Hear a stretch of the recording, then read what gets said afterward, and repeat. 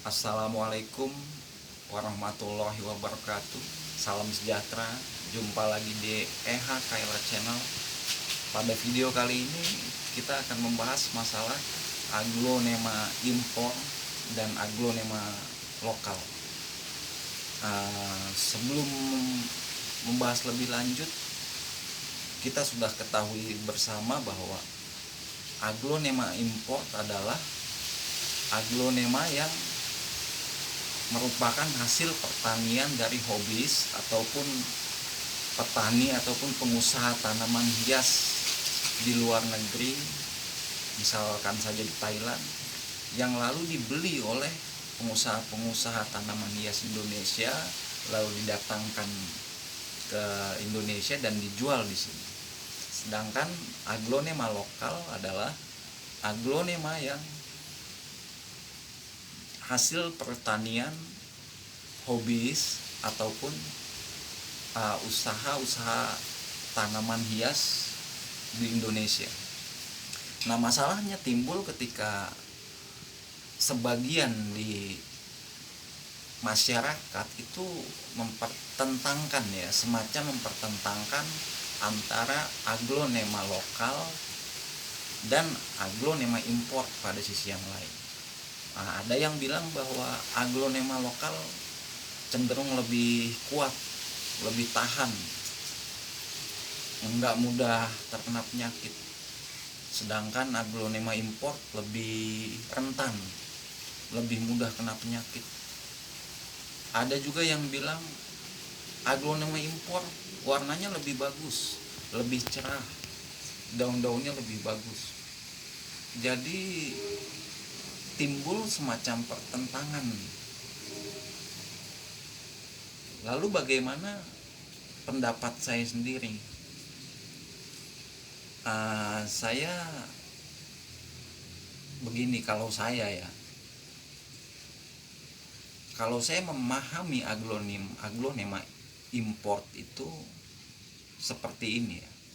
Jadi terlepas dari apakah aglonema itu merupakan hasil persilangan dari penyilang lokal, misalnya Bapak Greg Hambali, ya kan, misalkan saja Pride of Sumatra, Widuri, Tiara, ataupun yang lainnya.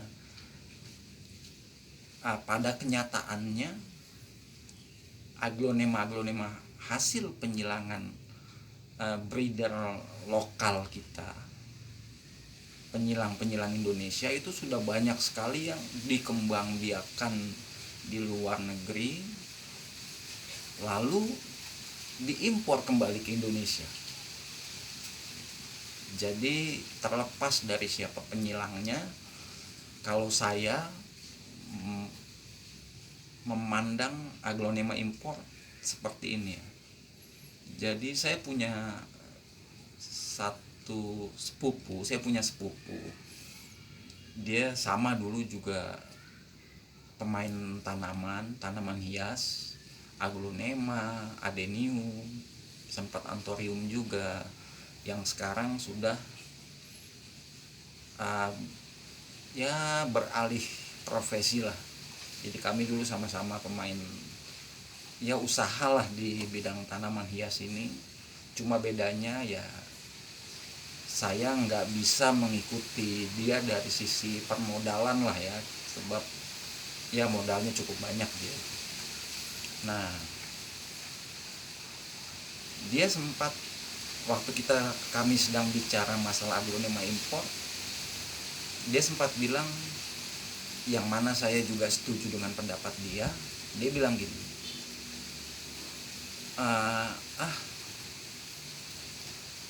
aglo import mah di Thailandnya medianya biasa-biasa aja kok bang,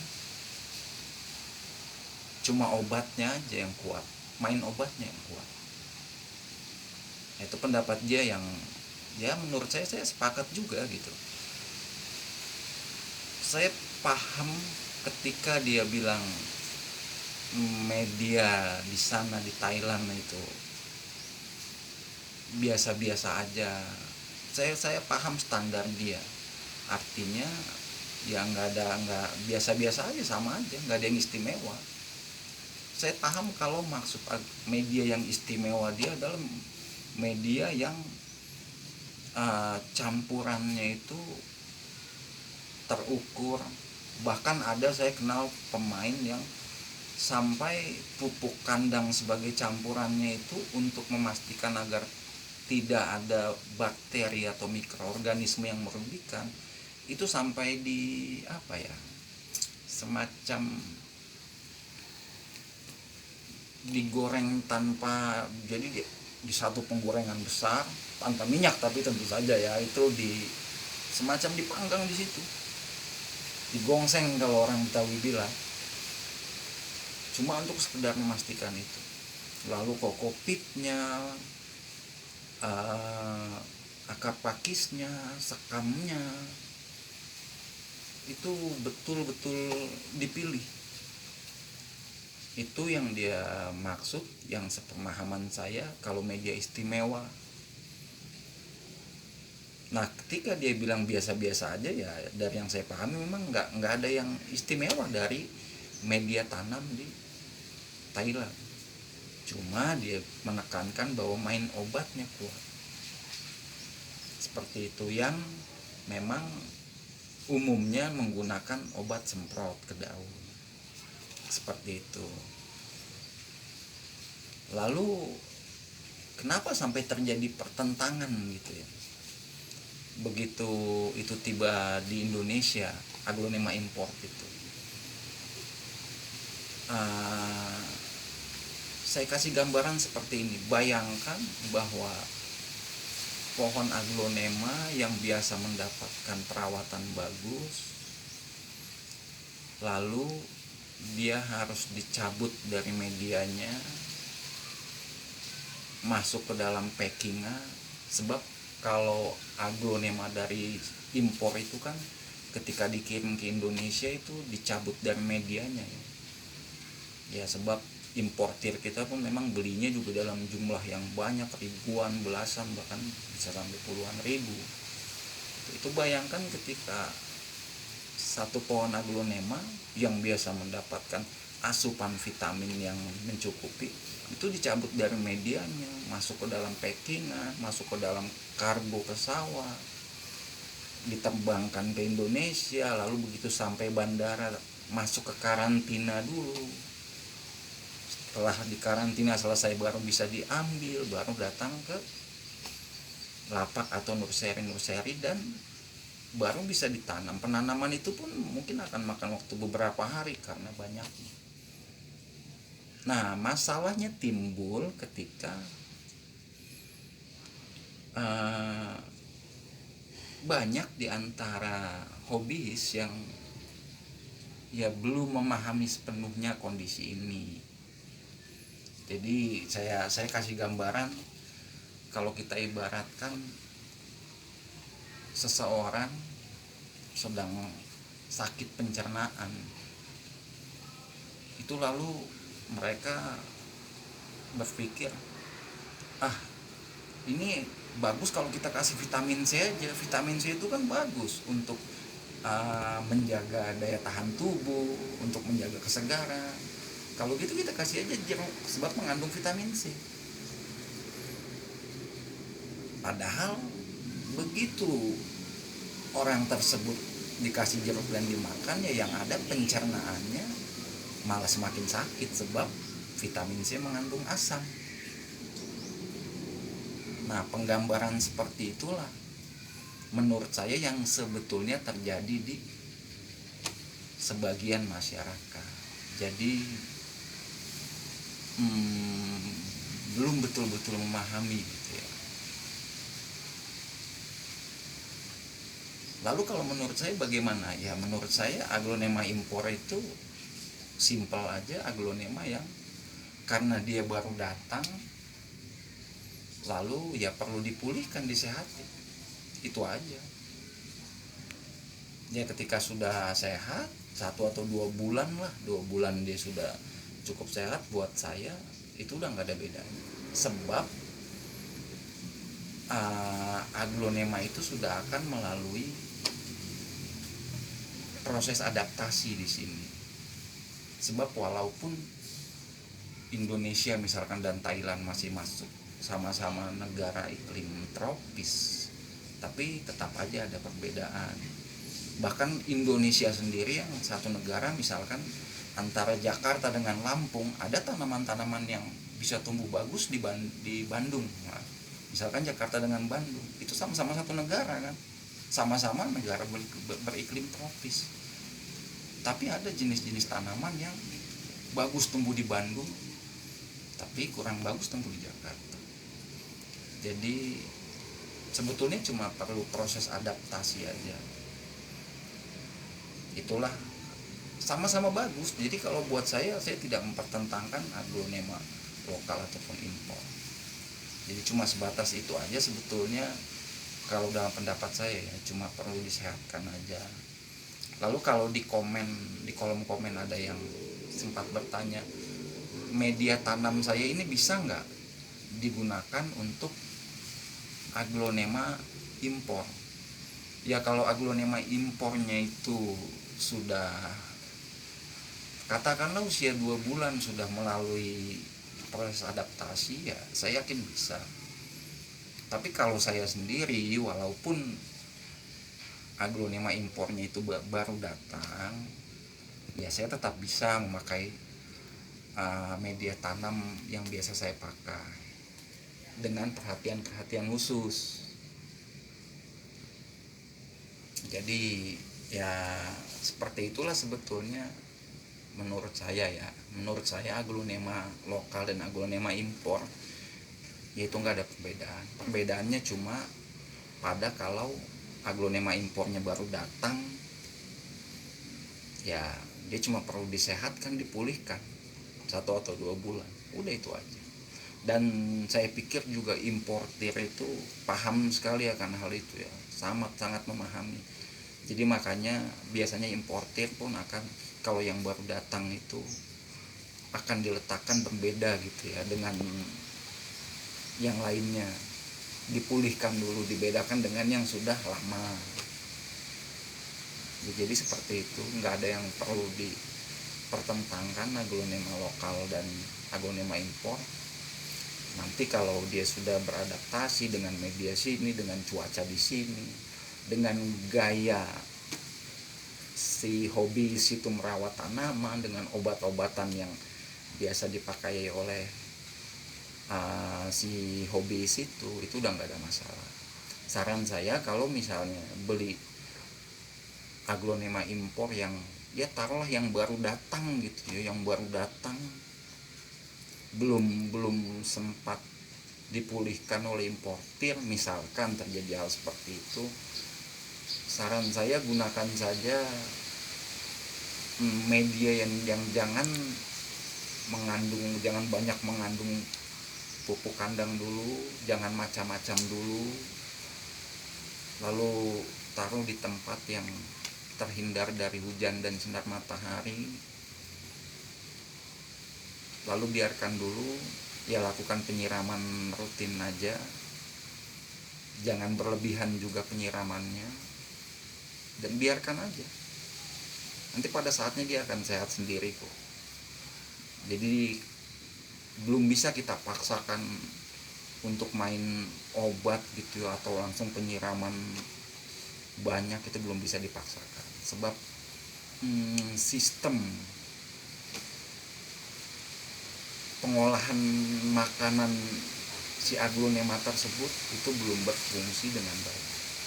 Kalaupun mau misalnya main obat vitamin gitu ya, lebih tepatnya vitamin tambahan yang disemprotkan, itu harus dilakukan ya jangan berlebihan dan terkendali. Saya kira itu sekilas mengenai aglonema impor dan aglonema lokal. Oke, untuk selanjutnya pada kolom-kolom komen yang sebelumnya saya sudah menjawab bahwa akan ada ya sedikit kejutan dari saya. Ini juga untuk menjawab pertanyaan-pertanyaan yang muncul di kolom-kolom komen pada video sebelumnya. Untuk saat ini kami mohon maaf bahwa kami belum bisa menjual aglonema kami. Tapi ya ada sedikit kejutan lah untuk dalam video kali ini. Kejutan yang pertama, ini ada aglonema Cochin dari anakan ya, dengan ya bisa dilihat bahwa memang ada sedikit daun tuanya, lalu daun selanjutnya ini agak mengecil sedikit sebab sempat kurang air, tapi selanjutnya sudah normal. Bisa dilihat ukuran daunnya supaya bisa dijadikan patokan. Lebar daunnya kira-kira ya sekorek api gas kurang dikit ya, panjang daunnya. Jadi supaya kawan-kawan bisa memiliki gambaran ya tinggi pohon dan media.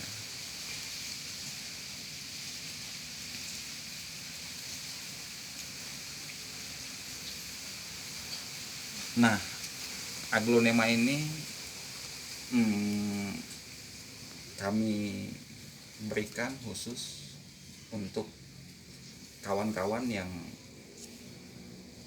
akan nanti mengisi kolom komen, melakukan komen apapun mengenai channel ini.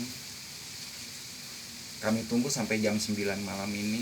Nanti kalau misalnya ada komen-komen yang masuk sampai jam 9 itu kami catat, lalu akan kami tulis di kertas-kertas kecil nama-nama orang yang komen itu, lalu akan kami kocok ya, semacam arisan lah ya. Jadi kayak semacam arisan. Jadi yang nama-nama yang komen kami tulis di kertas kecil, kami masukkan gelas, kami kocok. Dan yang beruntung siapapun itu akan kami berikan ini secara cuma-cuma. Jadi ya kawan-kawan yang beruntung cuma akan mengganti ongkos kirimnya aja. Jadi nanti cuma akan mengganti ongkos kirimnya aja. Oke, itu kejutan yang pertama. Kejutan yang kedua,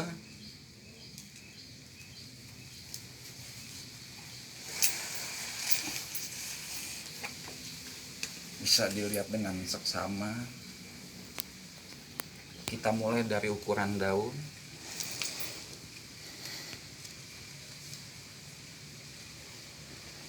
Daunnya jadi sudah cukup lebar ya.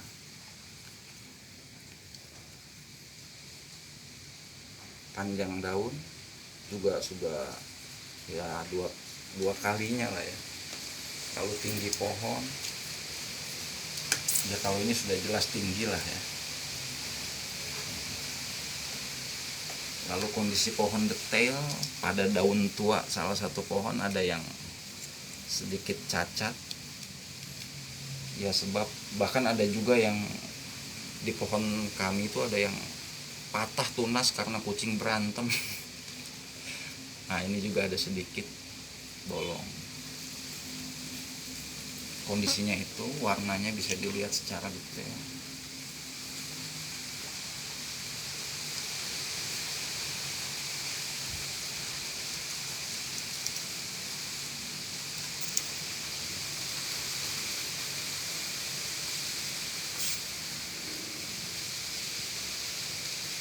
Ini pohonnya ada 3 ya, dan bisa dilihat juga media yang saya pakai.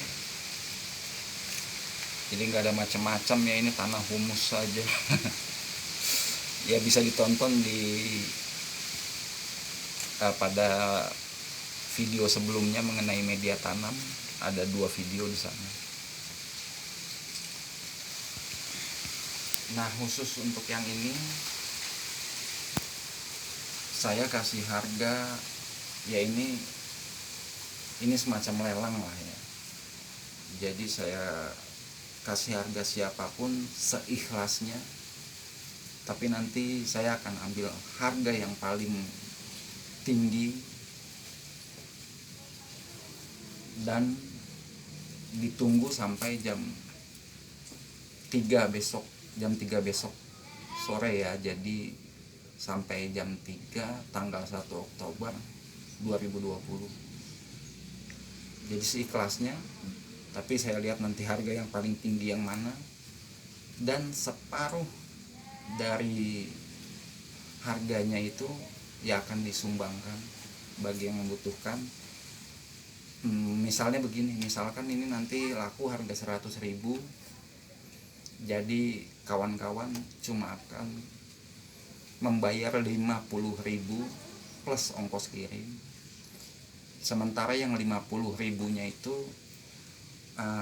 saya titipkan, saya amanatkan pada bapak, ibu, dan atau kawan-kawan. Kalau di lingkungan sekitar bapak ibu ya ada orang yang butuh, ya kasih saja ke mereka. Atau kalau memang nggak ada, ketika nanti bapak atau ibu sedang keluar jalan, ya ada pembangunan masjid, musola, atau panti jompo, pokoknya siapapun pihak-pihak yang membutuhkan, ya anak yatim, fakir, miskin, berikan yang 50.000-nya ke sana. Jadi berapapun nanti ini terjualnya, sekali lagi kawan-kawan cuma akan membayar 50%-nya plus ongkos kirim. Yang 50%-nya lagi saya titipkan, saya amanatkan supaya diberikan pada yang pihak-pihak membutuhkan. Sebab kalau misalnya saya yang memberikan, saya khawatir ya bisa akan ada muncul ketidakpercayaan, ya. Nanti akan berpikir bahwa yang 50%-nya nggak diserahkan. Itu makanya saya membangun kepercayaan di sini, kepercayaan antara kita bahwa yaitu memang diserahkan kepada yang betul membutuhkan. Dan saya sepenuhnya percaya kepada ibu, bapak, dan kawan-kawan semua.